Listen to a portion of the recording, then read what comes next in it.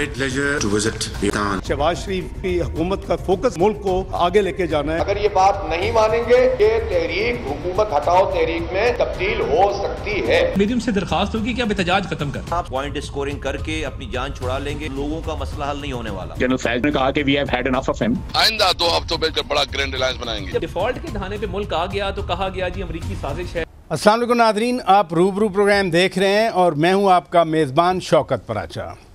हुकूमत कह रही है कि अगर पाक फ़ौज और पीटीआई में सुलह हो जाती है तो हमारे लिए कोई मसला नहीं है, लेकिन ये रोज़ाना के बयानात और रोज़ाना की प्रेस कॉन्फ्रेंसेस इसी मौजू को टच करने के लिए ये बजाते ख़ुद कोई ना कोई मैसेज देती हैं। लेकिन सुलह कैसे होगी? जो टाइटल दिए गए थे, जो मनफी अलकाबात से नवाजा गया था, ना वो वापस लिए गए और ना ही 9 मई के वाक़यात से माफ़ी मांगी गई। अलबत्ता प्रोफेसर डॉक्टर एहसन इकबाल साहब तो कह रहे हैं कि उस वक्त हम पाबंदी लगाएंगे पीटीआई पर जब इदारे समझेंगे। तो इसका मतलब है जब ये प्रपोज़ल आई थी, ऐलान हुआ था या फ़ैसला का लफ्ज़ इस्तेमाल हुआ था तो फिर मुशावरत नहीं हुई थी। अलबत्ता ये ज़रूर है, एक और वफाकी वज़ीर सीनियर सियासतदान हैं और वज़ीर दिफ़ा हैं ख्वाजा आसिफ साहब ने एक और बात कर दी। वो फरमा रहे हैं कि जनरल फैज़ साहब ने 2019 से हमें कहा था, 19 में कहा था कि बानी पीटीआई की हुकूमत से हम तंग आ चुके हैं। ये बड़ी अजीब सी बात सामने आई है। इसके साथ साथ बिजली के बहरान या IPPs के मामले पर जमात इस्लामी का धरना, हाफिज़ नईम साहब तो ख़ुद कराची से हैं, इसलिए कराची की पॉलिटिक्स के पर्सपेक्टिव में MQM पर यकीनन दबाव होगा और इसीलिए आज MQM का आला सतही वफ़द भी वज़ीर आज़म से मिला। शहबाज शरीफ के साथ उन्होंने बातचीत की और ये मामला भी आया जो बिजली महंगी या दूसरी महंगाई की सूरत हाल है। हम इन तमाम अमूर पर बात करेंगे। इंतहाई मुअज़्ज़ज़ मेहमान आज हमारे रूबरू हैं सेनेटर मुस्तफ़ा नवाज़ खोखर साहब, बहुत शुक्रिया आप स्टूडियो में तशरीफ़ ले आए। आज़ाद सियासतदान हैं नाज़रीन। सरदार लतीफ़ ख़ान खोसा साहब साबिक़ गवर्नर पंजाब, PTI के अहम रुकन कौमी असम्बली हैं। सरदार साहब बहुत शुक्रिया आपने वक्त दिया। और डॉक्टर फ़ारूक सत्तार साहब MQM पाकिस्तान के सीनियर रहनुमा हैं, बहुत शुक्रिया डॉक्टर साहब आपने वक्त दिया। सेनेटर साहब, पार्लिमान का मकसद ही कानून साजी करना है और अब PTI की मखसूस नशिस्तों के हवाले से सुप्रीम कोर्ट का ऑर्डर आया था। इलेक्शन कमीशन ने कुछ नोटिफिकेशन भी किए, कुछ रहनुमाई मांगी उन्होंने सुप्रीम कोर्ट ऑफ पाकिस्तान से, लेकिन ये इलेक्शन एक्ट में तरमीम स्टैंडिंग कमेटी ने पास कर दी। कल जुमा है, जुमे के रोज़ कौमी असम्बली पास कर देगी। आप क्या समझते हैं, ये इदारे फिर एक दूसरे के ख़िलाफ़ खड़े हो गए? जी शुक्रिया पराचा साहब। ये जो डेवलपमेंट हुई है जिसमें हुकूमत ने ये कानून पास किया है, बज़ाहिर इसका मकसद कानून पास करने का, इलेक्शन एक्ट में तरमीम करने का यही नज़र आ रहा है कि सुप्रीम कोर्ट ने जो फ़ैसला किया मखसूस नशिस्तों के हवाले से, जो मखसूस नशिस्तें जो PTI का हक़ थी जो उनको वापस की, तो उसकी राह में ऑब्स्टिकल्स खड़े करने की एक कोशिश है। अब इस फैसले से, इस कानून साजी से जो हुकूमत अदलिया महाज आराई है वो यकीनन बढ़ेगी। अच्छा। और जब आप एक वाज़ेह अक्सरियत सुप्रीम कोर्ट के जज साहिबान की, 8 जज साहिबान ने तो तस्लीम किया ही किया, 13 में से 3 और जज साहिबान भी थे जिन्होंने PTI को बतौर एक सियासी जमात के, सियासी हकीकत के तस्लीम किया। तो 11 जजेस सुप्रीम कोर्ट के एक बात कर रहे हों और हुकूमत दूसरी बात कर रही हो और उस फैसले के रास्ते में कानूनी मुश्किलात खड़ी कर रही हो, तो ज़ाहिरी बात है फिर महाजराई तो बढ़ेगी नहीं। और PTI की जो नशिस्तें या PTI को पार्टी तो इलेक्शन कमीशन ने तस्लीम किया, ये तो तरामीम 2 सेक्शन में हैं। वो ये हैं कि कोई रुकन अराकीन जो है वो 3 जो दिन हैं आज़ाद के लिए शामिल होने के लिए, एक तो उसके बाद ये तरमीम कह रही है कि नहीं कोई कर सकता, और मखसूस नशिस्तें भी उस लिस्ट नहीं होगी तो नहीं मिलेंगी। देखिए, इस मामले को भी सुप्रीम कोर्ट ने अपनी जजमेंट में 8 जज साहिबान ने जो शॉर्ट ऑर्डर दिया है उसके अंदर उन्होंने एड्रेस किया है। ये नहीं कि ये मामला उन्होंने एड्रेस नहीं किया। ये जो इल्ज़ाम लगाया जा रहा है सुप्रीम कोर्ट पर कि उन्होंने कॉन्स्टिट्यूशन को रीराइट किया है, मैं समझता हूँ 3 से 15 दिन गलत इल्ज़ाम लगाया जा रहा है। उन्होंने सिर्फ रिस्टोर किया है तरीके इंसाफ को बतौर सियासी जमात के उस पोजीशन में जिस पोजीशन में इलेक्शन के फ़ौरन बाद वो आ गई थी, और इलेक्शन कमीशन की जानिब से उनको बतौर सियासी जमात तस्लीम ना करना, उन्होंने उस इलेक्शन कमीशन की पोजीशन की भी नफ़ी की है। अब सवाल ये पैदा होता है कि एक जानिब महाजराई तो आ रही है नज़र हमें, हुकूमत के क्या अहदाफ हैं, वो क्यों मुज़र है कि ये नंबर तहरीक इंसाफ के पास ना जाएं, ये मखसूस नशिस्तें ना जा सकें उनके पास। वो 2/3 अक्सरियत चाहते हैं पार्लियामान में, और 2/3 अक्सरियत अगर उन्हें मिलती है तो फिर उसके नतीजे में मैं ये समझता हूँ कि एक वायलेंस कमिट की जाएगी कॉन्स्टिट्यूशन के ऊपर, और उसके अंदर हम इस शहर इस्लामाबाद में मुख्तलिफ चीज़ें सुन रहे हैं कि एक जुडिशल पैकेज जो है वो तैयार है जुडिशल रिफॉर्म्स के नाम पर, कि जिसके अंदर जो चीफ जस्टिस साहब हैं उनकी जो टेन्योर है उसको 3 साल का कर दिया जाएगा, जज साहिबान को मुख्तलिफ हाई कोर्ट्स में रोटेशन पर भेजा जाएगा। तो ये जो 2/3 अक्सरियत की जो इतनी तड़प है, ये आखिर किस लिए? ये इन्हीं कामों के लिए। ये आपने बड़ा सवाल रेज किया है। मैं सरदार साहब आपकी तरफ आता हूँ। एक सीनियर सियासतदान है आपने बड़े अदवार देखे, बड़ी बड़ी डेवलपमेंट्स देखी, कुछ अच्छी थी कुछ अच्छी नहीं भी थी हमारी सियासी या आइनी या कानूनी तारीख में, लेकिन एक सीनियर सियासतदान के हवाले से आप क्या समझते हैं? जो सेनेटर साहब ने इशारा किया कि महाज आराई बढ़ेगी, ये महाज आराई बढ़ने के माजी में तो बहुत कॉन्सिक्वेंसेस हमने देखे हैं ना।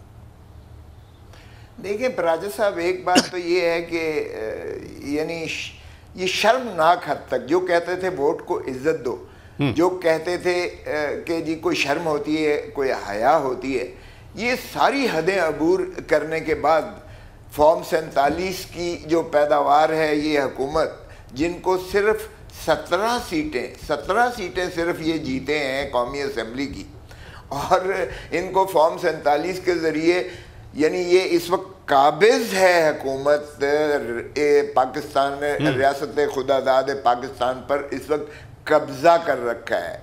पार्लियामान के अंदर वो घुस बैठे हैं जिनको अवाम ने मुस्तरद किया है। मैं खुद लाहौर से मुंतखब हुआ हूँ, NA 122 जो कैंट भी है, जिसमें डिफेंस भी है, जिसमें वॉल्टन भी है, अपर माल भी है, इर्द गिर्द के सारे हलकों का मुझे पता है। ना नवाज शरीफ जीता है, ये डॉक्टर साहबा से हारा हुआ है, डॉक्टर यास्मीन से, ना शहबाज नहीं, लेकिन अभी तो वो कल तरमीम करने जा रहे हैं, फिर क्या होगा सरदार साहब? अरे भाई अभी कल और आज में भी बड़ा फ़र्क है, और ये भी पहली मर्तबा ऐसी बेहयाई और ढिठाई की हमने जो है मिसाल देखी है कि कल जो गुजरा है, कल हमें नेशनल असेंबली में ये बग़ैर कुछ कागज़ दिए, बग़ैर बताए, ये उसी वक्त जो है हमारे थमाया जाता है, उसी वक्त ये जो है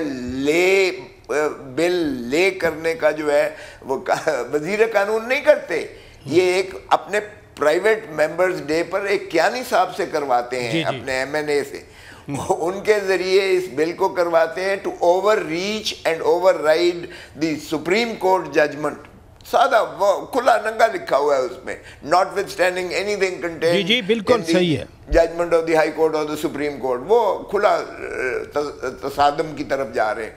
और उसके बाद जो है उन्होंने ले करके तो बुलडोज कर दिया, दी आइज हैव इट। हालांकि हमारी आवाज़ ज़्यादा गूंज रही थी, लेकिन आपको पता है अयाज सादिक साहब जो है वो कोई कस्टोडियन ऑफ द हाउस नहीं है, वो दरअसल कस्टोडियन ऑफ PMLN या इस हुकूमत के कस्टोडियन बने हुए हैं, तो वो भी न्यूट्रल ना। तो मैं तो आने वाले कल के हवाले से पूछ रहा हूँ कि फिर क्या होगा? कल तो वो कानून पास कराएंगे कौमी असेंबली से। पराचा जी कुछ भी नहीं होगा, क़यामत नहीं आएगी, ये अपनी कब्र खोद रहे हैं। इनका जो है ये बिल्कुल ठहर गया है, इनका पॉलिटिकल कैपिटल ज़ीरो है। ये उनकी बैसाखियों पर, जिनकी बैसाखियों पर चल रहे हैं, वो खुद पशेमान है, अब इनको जो है इंस्टॉल करके पशेमान है, वो खुद इनसे जान भी छुड़ाने पर जो है तुले हुए हैं और ये अनकरीब लंदन में भाग जाएंगे। अब अवाम को अच्छा इधर रुकिएगा प्लीज़, ये जो आप फरमा रहे हैं कि वो पशेमान है, मैं ये नुक्ता आप ही के सामने रखूँगा। मैं ज़रा डॉक्टर फ़ारूक सत्तार साहब की राय ले लूँ। डॉक्टर साहब, सुप्रीम कोर्ट का फ़ैसला बिल्कुल वादे था कि ये मखसूस नशिस्तें PTI को मिलना चाहिए। इलेक्शन कमीशन ने कुछ नोटिफिकेशन भी कर दिए। आप हुक्मरान इत्तेहाद का हिस्सा हैं, अब ये कानून साजी करके PTI को डिनाई करके हुक्मरान इत्तेहाद कैसे आपस में ये सीटें बांट सकता है? MKM की मैं समझता हूँ कि पॉलिसी बहुत वाज़ेह है कि MKM ने तो एक विसल ब्लोअर होता है ना, कि एक ख़तरे की घंटी बजाना। सुप्रीम कोर्ट का जब फैसला आया था तो उस वक्त भी ये कहा कि इंसाफ के तकाज़े पूरे हुए या नहीं हुए, कॉन्स्टिट्यूशन रीराइट हुआ है या इसी कॉन्स्टिट्यूशन को इंटरप्रेट किया गया है।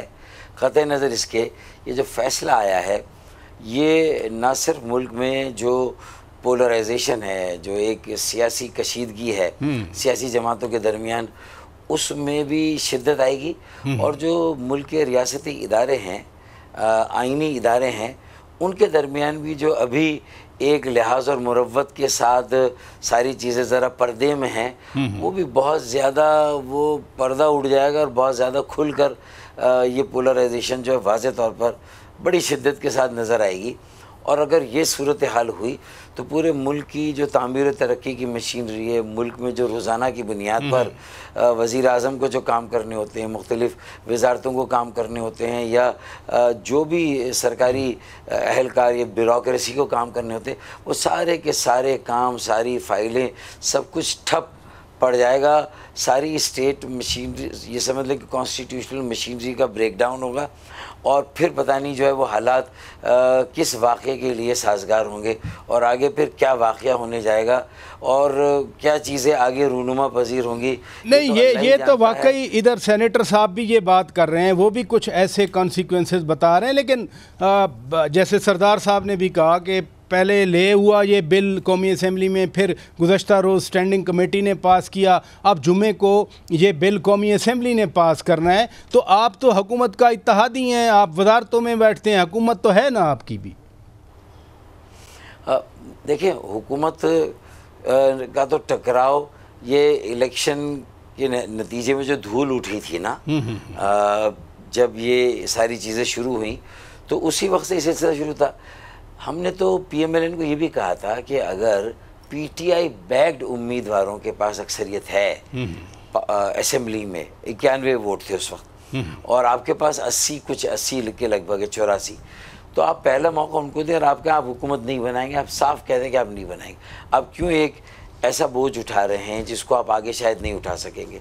पीपल्स पार्टी के फिर अलग मुतालबे, तकाज़े, जो भी उसे कहें, फिर MKM तो एक बड़ा छोटा फरीक होगी, वो ना लेने में ना देने में आप दोनों के ही नंबर पूरे हो जाएंगे, और आप दोनों ही फिर मज़े करेंगे। एक वजारतें लेकर मज़े करेगा, दूसरा बग़ैर वजारतों के मज़े करेगा, लेकिन फिर ये कितने दिन के मज़े होंगे? क्योंकि ये जो धूल उड़ी है और ये जो एक जगह जगह लग रहा है अलाव रोशन है, आग लगी हुई है, इसको अगर बुझाएंगे नहीं। मैंने तो ये भी मशवरा दिया था कि ये इससे पहले कि सुप्रीम कोर्ट के पास ये पिटिशनें जाएं कि रिज़र्व सीटें उन उम्मीदवारों का हक़ है जिनकी नुमाइंदगी असेंबली में है डायरेक्ट इलेक्शन में, तो आप ख़ुद पहल करके आप ख़ुद लेजिस्लेशन कर दें, और जहां कमी बेशी है आप इलेक्शन कमीशन एक्ट को अमेंड करके कह दें कि हाँ, ये सीटें हम उन उम्मीदवारों को देने के लिए तैयार हैं।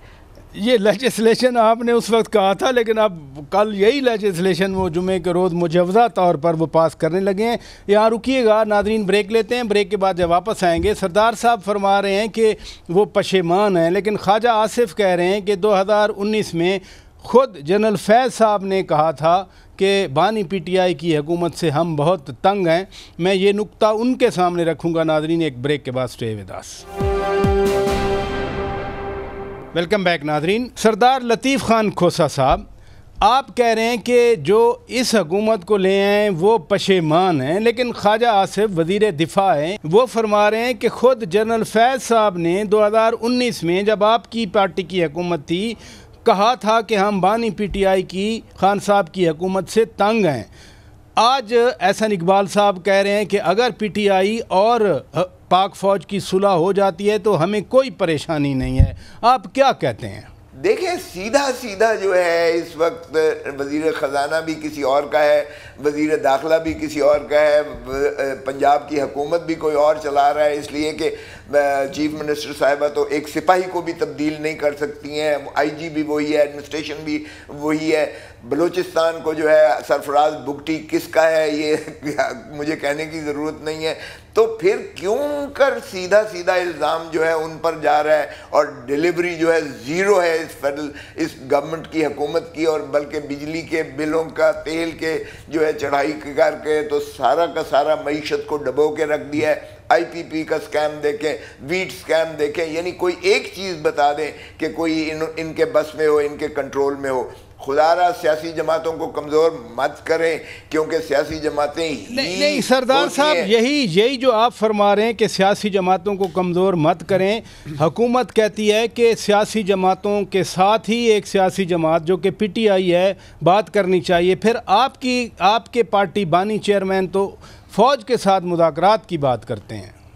अरे बाबा पराचा जी, हम तो हर एक से बात करने को तैयार हैं, बशर्ते के ये मुंतखब नुमाइंदों पर मुहित हो। हम कहते हैं फॉर्म 45 को रेस्टोर कर दो, और ये कोई रॉकेट साइंस इतनी बड़ी नहीं है, ये एक दिन की मार है। क्योंकि इलेक्शन मॉनिटरिंग सिस्टम EMS जो हर प्रिजाइडिंग ऑफिसर ने जो अपने सेल से इमीडिएटली अपना गिनती के बाद जो इलेक्शन कमीशन को भेजे फॉर्म 45, वो सारे प्रिजर्व हुए हैं, चाहे वो इलेक्टोरल फेलियर हो, चाहे वो सिस्टम का फेलियर हो, चाहे वो उसको इरेज करें, वो स्टोरेज में चला जाता है। आपके पास खोखर साहब बैठे हुए हैं, ज़रा पूछें इस्लामाबाद के इनके फॉर्म 45 और हमारे जो फॉर्म 45 है वो एक ही हैं, लेकिन सरकारी जो माशाल्लाह जीते हुए हैं पाकिस्तान मुस्लिम लीग नवाज के तीनों के तीन हारे हुए। चले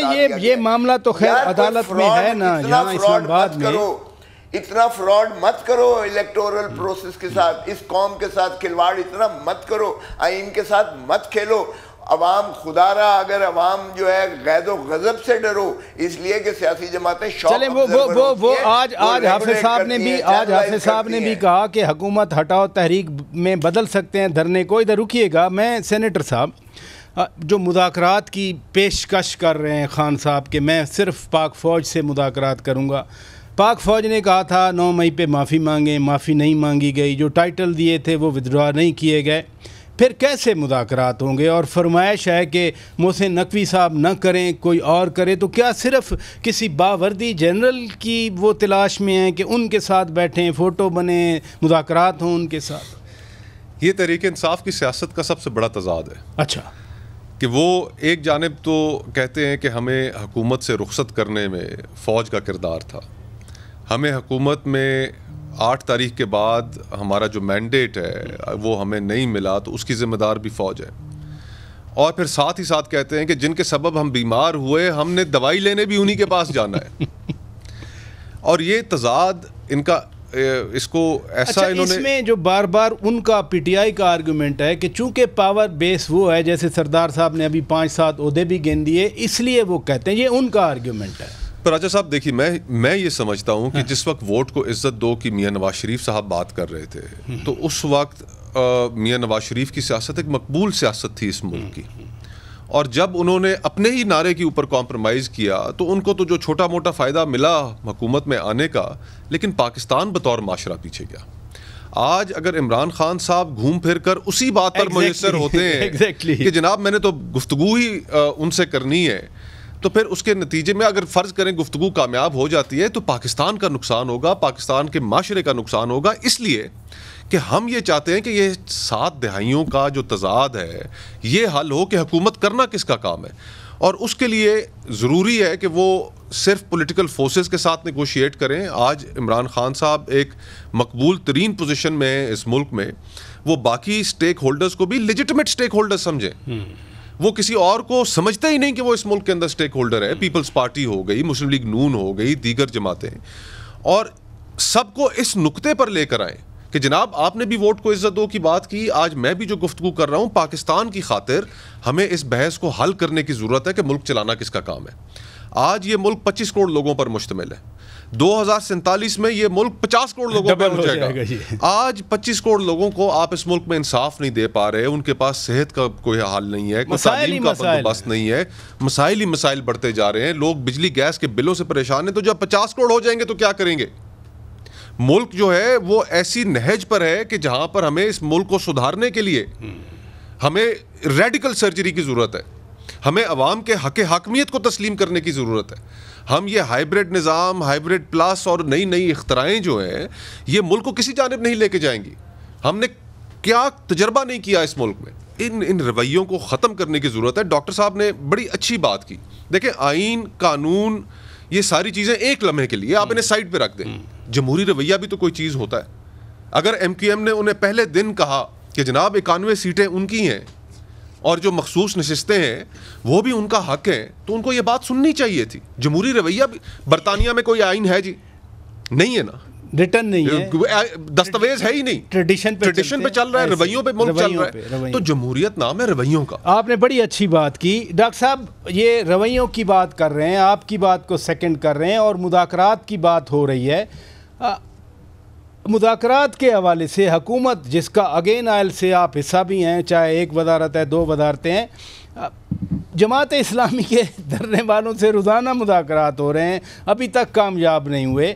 हाफिज़ नईमुर रहमान साहब कराची से हैं, आज आपका डेलीगेशन भी वज़ीर आज़म से मिल गया, तो क्या प्रेशर आप फील कर रहे हैं कि इधर धरना कामयाब हुआ, फिर कराची का भी वो ऐलान कर रहे हैं, क्या फिर आप पे असर पड़ेगा आपकी पॉलिटिक्स पे, MQM पाकिस्तान की पॉलिटिक्स पे? अच्छा, लेकिन बात यह ना कि जमात इस्लामी ने अगर इलेक्शन में हिस्सा बल दिया थी, मेरे मना करने के बावजूद, आज वही हालात हैं जो 2023 के इलेक्शन से पहले थे, वही हालात हैं। मुझे बताया कितने धरने मेयर के ऑफिस के सामने दिए। अगर मेयर से अपना हिस्सा नहीं लिया, सूबाई हुकूमत से नहीं लिया, मुराद अली शाह से नहीं लिया, तो इसका मतलब तो ये तो कोई और तैयारी है थोड़ा PTI की पॉपुलरिटी को, वो तो यहाँ उनको चैलेंज कर रहे हैं। मेरे ग्राउंड में तो बेटा आए, मैं तुम्हें बताऊंगा, मैं तो कचरे का हिसाब लूँगा, निकासी आपका हिसाब लूँगा, मैं तुमसे पानी का, तुमने फराहमी आपके K4 को कितना पहिए लगाया और वो कितना तेज़ी से आगे बढ़ा मंसूबा, मुझे तो उसका हिसाब दो भाई। हाफिज़ नहीं, तुम लीडर ऑफ द ऑपोजिशन थे कुछ दिन पहले तक बल्दिया में, मैं तो ये बाद में। और ये भी मुस्तफ़ा कमाल ने, MQM ने जब प्रेस कॉन्फ्रेंस की, IPPs की और जब कैपेसिटी चार्जेस की बात की, तुम धरना दे के अपने मुतालबात मनवाते हो। इंशाल्लाह अगर इस मुतालबे को मानना हुआ और हुकूमत थोड़ा टच से मस अगर हुई तो इंशाल्लाह ये मसला भी हम हल करवाएंगे। ये IPPs वाला और ये जो कैपेसिटी चार्जेस है, कम से कम जो 70% जो IPPs हैं वो लोकल हैं, उनसे बात करें कि ठोड़ी में हाथ डाले। या 2-2 हज़ार अरब रुपए तुमने मुफ्त में लिए, बिजली पैदा नहीं करते, बैठे हुए खा रहे हो। अल्लाह रसूल का वास्ता दें, 25 करोड़ आवाम का, मुल्क का वास्ता दें। जिस मुल्क ने इतना दिया, अब अपना पेट पे पत्थर बांधो और अभी IPPs की शराइत को नरम करो। तो हम तो ये कराने जा रहे हैं। डॉक्टर साहब इधर प्लीज़ रुकिएगा, मैं आपसे शुरू कर दूंगा। नादरीन ब्रेक लेते हैं, ब्रेक के बाद जब वापस आएंगे, हाफिज़ नईम साहब को तो चैलेंज कर रहे हैं डॉक्टर साहब, लेकिन बानी PTI खान साहब ने भी अपने वर्कर्स को कहा है कि जमात इस्लामी के धरने में जाएं। अगर जमात इस्लामी और PTI इकट्ठे हो गए और कराची वाले धरने में भी मिल गए, तो फिर डॉक्टर साहब पीपल्स पार्टी या MQM पाकिस्तान फिर क्या सोचेंगे? ब्रेक के बाद आपसे जवाब लेता हूँ, stay with us. Welcome back Nadreen. Doctor साहब आप पे सवाल छोड़ा था कि बानी PTI ने कह दिया अपने वर्कर्स को, PTI वालों को, कि धरने में जाएं। अगर वो कराची वाले धरने में आ गए, फिर आप हैं, पीपल्स पार्टी हैं, फिर तो मसला बन जाएगा कराची में आप लोगों के लिए। ये दोनों तो 2015 के इलेक्शन में भी इकट्ठा हुए थे, तो दोनों ने माजी में मिलकर भी देखा है। अच्छा। दोनों ने लड़कर भी देखा है। लेकिन अगर कराची के मसले को हल करना है सही मानों में, ये तीनों पार्टियां अगर मिलके कराची के लिए कुछ करेगी ना अकेली जमात इस्लामी कुछ कर सकेगी, ना अकेली PTI कर सकेगी, ना MQM। ये तीनों एक दूसरे का राइवल समझती है। लेकिन तीनों की इस तकसीम से, इन तीनों के झगड़े से कराची पर जो मसनूई कब्ज़ा, जो नाजायज़ कब्ज़ा है, वो पीपल्स पार्टी का हो गया। देखे ना, कौमी असम्बली में हमें 15 सीटें मिली कराची से, पीपल्स पार्टी को 7।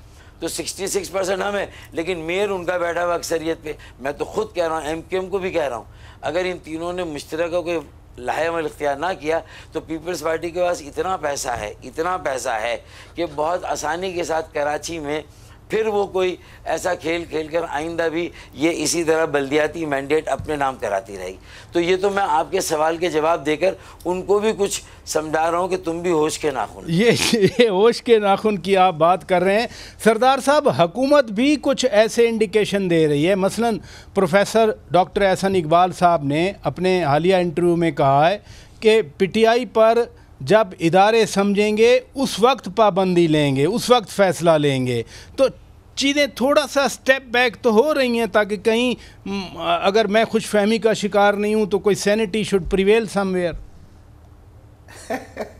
देखें ना, यही बात करके एक्सपोज अपने आप को कर दिया कि हमारे हाथ में कुछ नहीं है। अच्छा। जब वो जो जिस तरह से हुक्म करेंगे हम उसकी गुलामी करेंगे। अरे बाबा, गुलामी छोड़ दो, कोई खुदा का खौफ करो।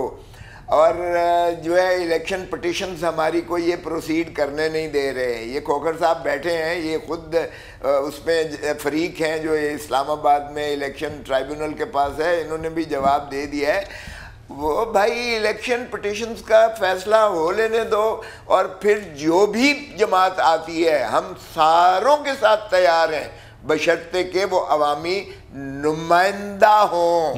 यही रियासत है आर्टिकल 7 में, और वफादारी आर्टिकल 5 में अवाम के साथ ही है, चाहे वो आर्मी चीफ हो, चाहे वो चीफ जस्टिस ऑफ पाकिस्तान हो।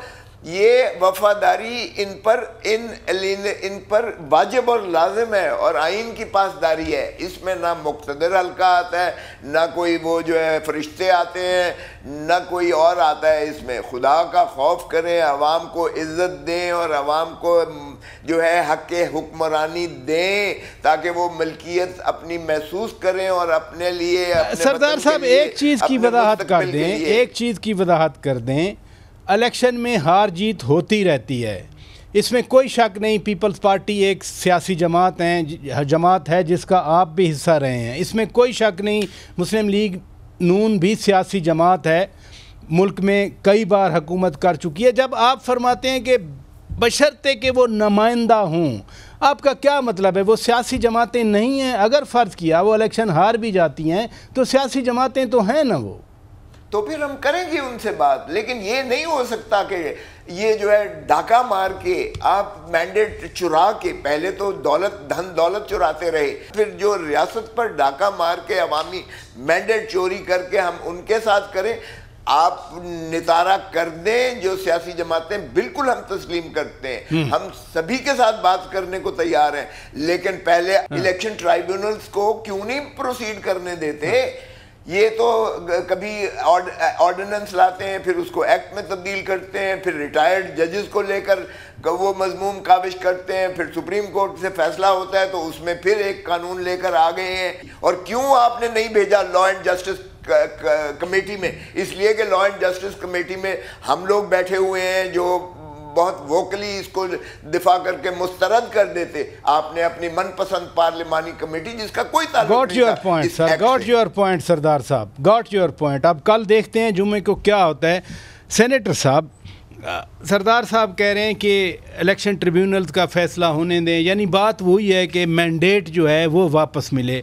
ऊपर से कुछ ऐसी भी विस्पर हुई, ख्वाजा आसिफ साहब ने, वो कह रहे हैं कि ये जो है ना सितंबर अक्टूबर में हमारी हुकूमत के ख़िलाफ़ कोई काम हो सकता है, नई अदालत बनेगी, नए चीफ़ जस्टिस आएंगे। असद कैसर साहब कह रहे हैं कि दिसंबर में हम आ जाएंगे। हाफिज़ नईमुर रहमान साहब आज कह गए कि जी हमारा धरना हुकूमत हटाओ तहरीक में बदल सकता है। ये कोई आपको कोई कंसर्टेड मूव लगती है या बस जिसका जो दिल करता है कह देता है पाकिस्तान में?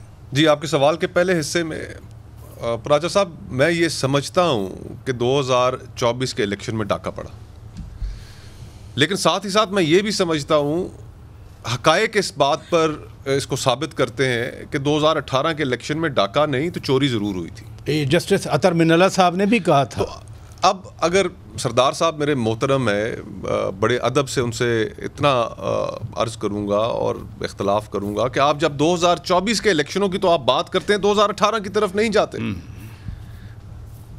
इस वक्त मुल्क में जो करने की जरूरत है कि चाहे 2024 का डाका हो या चाहे 2018 की चोरी हो, ये सिलसिला बंद होना चाहिए। और आसिफ जरदारी साहब ने 2013 के बारे में भी कहा था कि आरोज का इलेक्शन तो ये हमने अवाम के हक हाकिमियत को तस्लीम करना है और अपनी गलतियों को भी तस्लीम करना है।